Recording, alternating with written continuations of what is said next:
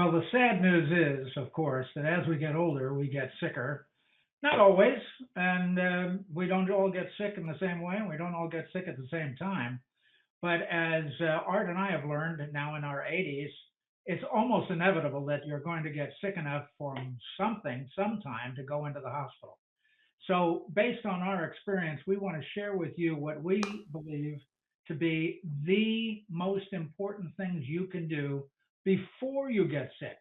And this video is about number one, most important. It's called Advanced Healthcare Directive. And uh, believe me, we've both been through this. A- Absolutely number one by a mile. And basically, I have one here.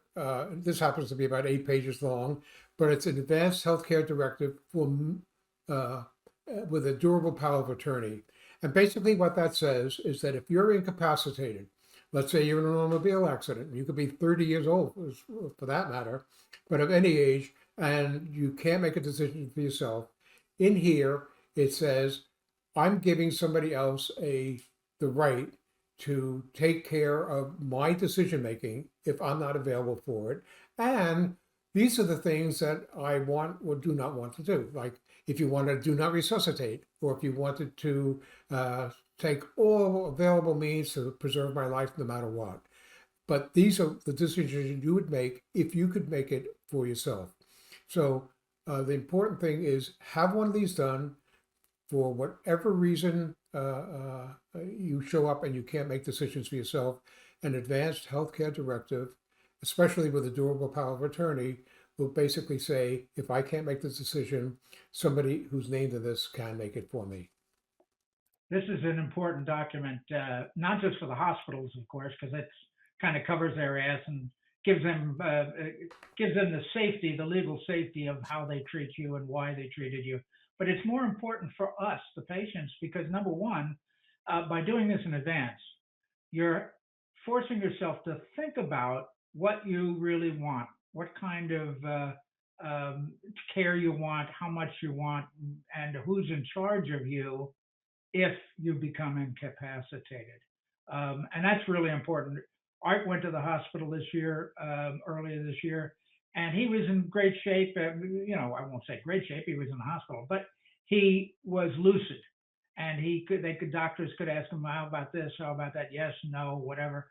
Unfortunately, a few months before that, I went to the hospital. I was totally out of it. I was incapacitated. I was unconscious. And I do remember the doctors saying hello, and that's it. They opened me up, and believe me, it was a life saving procedure. But it happened because my daughter followed me. I didn't have an advanced healthcare directive. My daughter came to the hospital with me, and she signed one of the elements of an advanced healthcare directive. And this is a particular document called a Physician's Orders for Life Sustaining Treatment, or P.O.L.S.T, P-O.L.S.T, and it could be a M.O.L.S.T. Every state has different forms, and typically this P.O.L.S.T would be part of a longer advanced hair health directive, which names your advocate or your agent. It also names and answers questions like Art said right here at the top is, do you want attempt resuscitation or do you want D.N.R, do not resuscitate?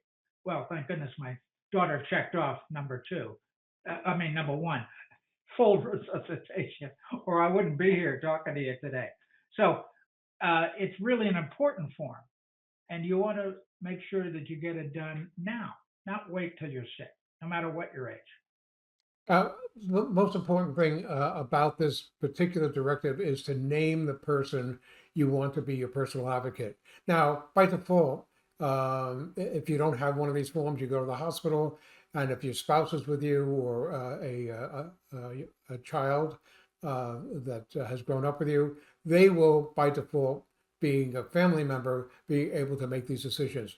But if you haven't discussed it with them in advance, or particularly name them, or perhaps you have 3 or 4 kids and maybe one is more responsible than the other, or your kids don't live nearby, you don't have any family remaining, and you have a personal friend. So you want to name that personal advocate. And while every state is somewhat different and may interpret it slightly differently, virtually every state will recognize your wishes under a advanced care directive. So anyway, important to have it in advance, and you'll be a lot better off. Yep, and this is a legal document. So it's important that you fill it out correctly, take your time looking at it. And it's also important that you talk to your advocate or your agent ahead of time and let them know, make sure they know what you want and that you can trust them to follow your wishes because the chances are you could be incapacitated, as I was. We'd like to share another little known secret is that putting this on your refrigerator door could save your life. Why? Because when emergency services come to your house, if they find you unconscious, the first thing they do is they go to the refrigerator and look for insulin because they find so many people suffering from insulin shock. And even if you're not a diabetic, doesn't matter. If you're unconscious, they're going to go to the refrigerator more likely than not. And if this is plastered on the door, it gives them clear directions, who you are, what the problems are, and who can speak for you while you're unconscious. And if you happen to have a serious medical condition, please get an emergency medical ID bracelet. They're very helpful for doctors and EMTs, people like that. And they'll look for that on your wrist. It's a great way to let people know that you need specialized treatment. So, John, what should people do? Now, this is only the first of 4 major things we think you should do before you get sick. And of course, we think it's the most important, having an advanced care medical directive. But we've got 3 others, and we'll present them in future videos. So please look for them. So stay tuned and stay healthy.